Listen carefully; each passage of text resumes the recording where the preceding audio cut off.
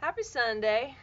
So I haven't made a video in a while because I've tried to kind of get away from just making them because I feel like I want to make one once a week. I want to more or less, when something comes up or I feel something, make one then. I feel like it's more, I don't know, I just put a little bit more into it, and I don't know, just what I want to do. So today I got an email from somebody and it got me to thinking. I don't know, I really like this kind of thing where somebody asks me something and it gets me thinking because it helps me kind of really reflect on what I believe and what I feel and why I do a lot of things I do. So, this is what it says. Sarah, I was saved, and I know I'm truly saved, in 8th grade. Since then, I have tried my entire life to shine for Jesus. It's really all I wanted to do. It's why I wanted forever to get married. Anyways, I'm severely struggling with self-worth and wanting people to accept me and love me. It's led to nothing but sadness, an eating disorder, and a marriage that I feel at times is crumbling. Anyways, you don't struggle in this at all. It's beautiful. I feel like I have a relationship with Jesus, but not that deep relationship that I want. I've never in my life seen someone so transformed as I did you when I got saved. When you got saved. It is truly the most beautiful thing ever witnessed. It makes me teary-eyed just thinking about it. I just hate myself so much. I feel like I'm a screw-up, and why would anyone love me? I feel like if I'm not pretty, then they won't.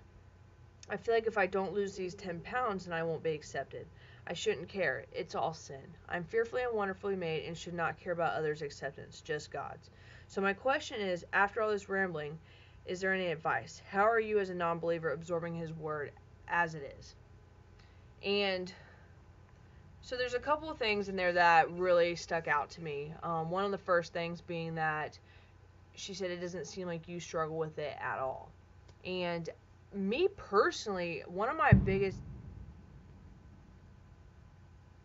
There's just a loud noise. Holy crap. But anyways,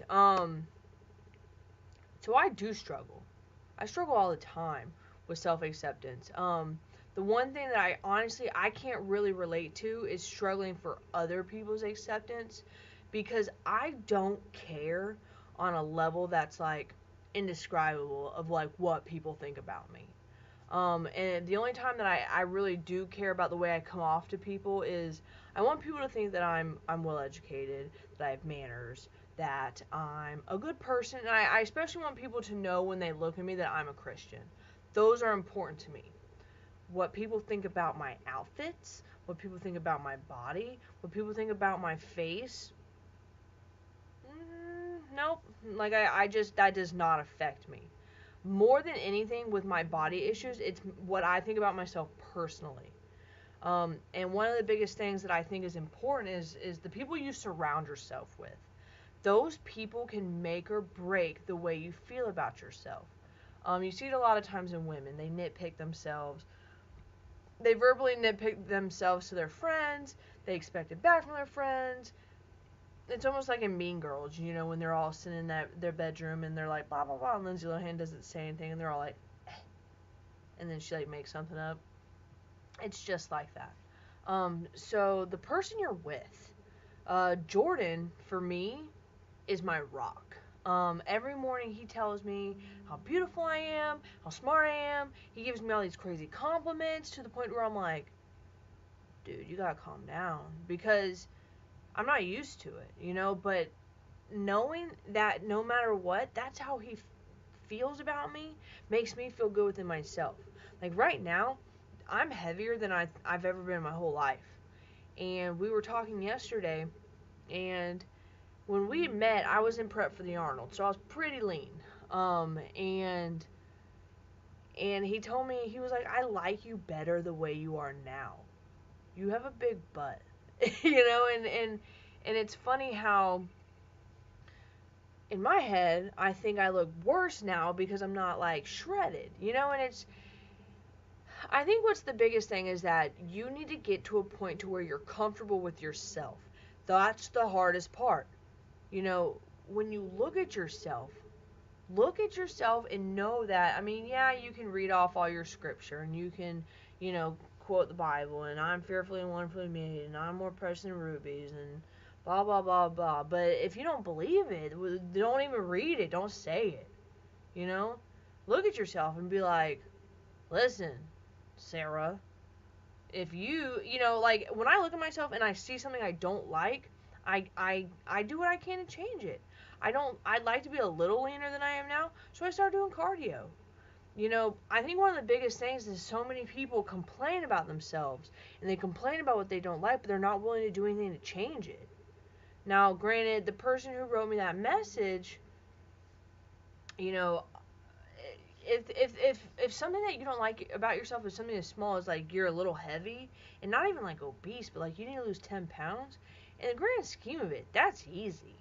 It's easy to lose 10 pounds if you know what you're doing. You know what I mean? But sitting there hoping and wishing that, things will happen and when you're doing nothing about it, there's no point in that. God doesn't help those who don't help themselves. Um, and that's the biggest thing. But also at the same time, a way that I establish my self-worth is I know that God, one, made me the way that I'm supposed to be. Two, he gave me what's in here, the way that I'm mentally how God wanted me.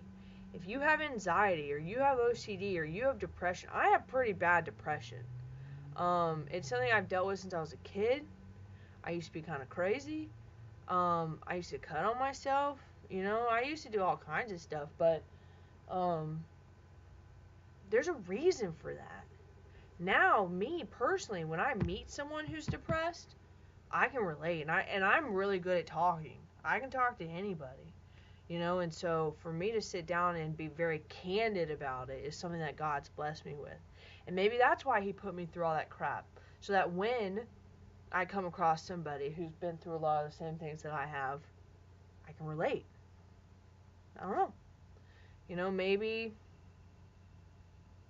I don't know. That's the one thing. It kind of stinks that when you sit there and you try to think about stuff of why would God do this to me? Why would God give me this, disorder? Why would God make me anxious all the time? This sucks.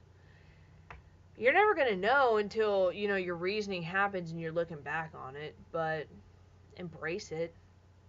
That's all I can say to do is embrace it. If you feel like you're in a situation where, you're not feeling so good about your relationship or, you feel like things are crumbling, especially if you're married and you've made that promise, you made that vow, you and your spouse need to just get closer to God. I saw a triangle once. It was like this. Obviously, that's a triangle. And it had the husband here and the wife here, and God was at the top. And as both of them move closer to God, they move closer together.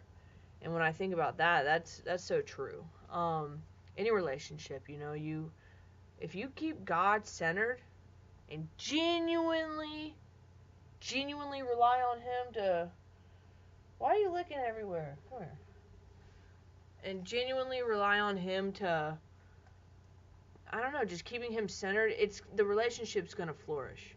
There's Jordan and I. We bicker and we fight, and every single time, I sit there and I reassess what we're doing, and I just really, I don't know, I just make sure that in the end, when we're talking, God's in the middle.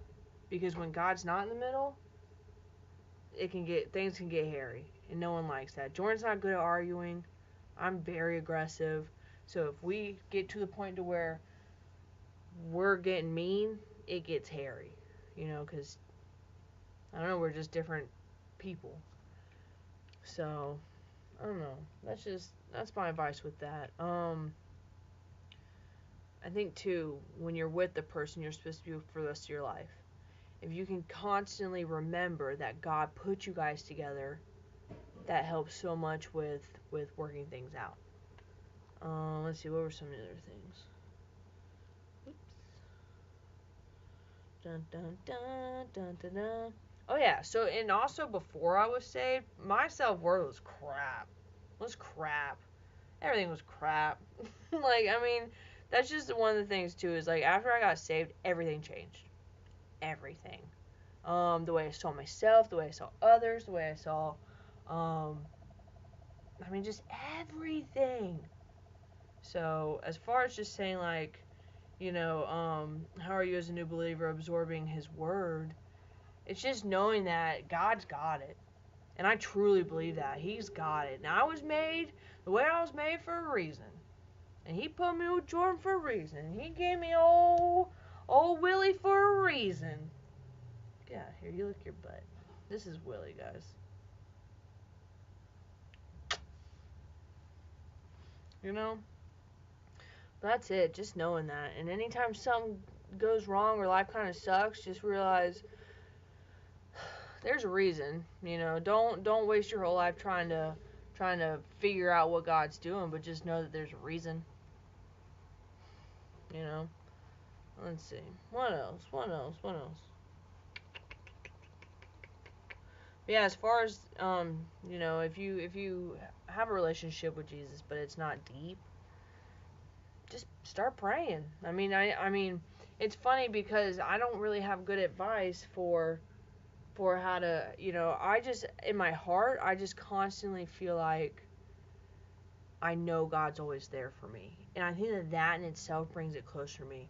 I've been saved since May, and I've gone in and out of like, yeah, Jesus! And then, sometimes I'm just kind of in like a null, like, time frame. But no matter what, at the end of the day, when something goes wrong or something goes right or life's just regular, I know that God's got it.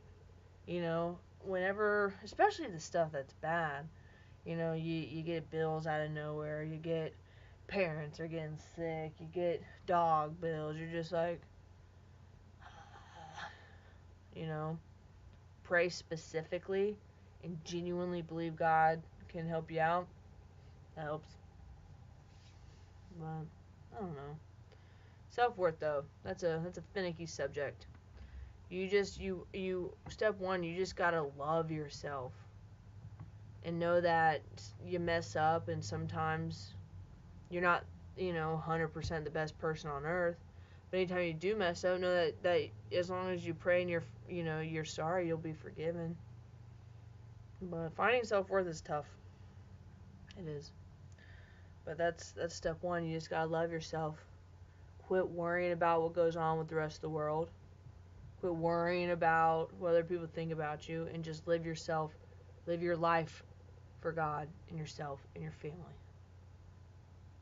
So, anyways, I hope you guys have a great week. That's all I'm going to say about that. And, yeah, that's it. Until next time.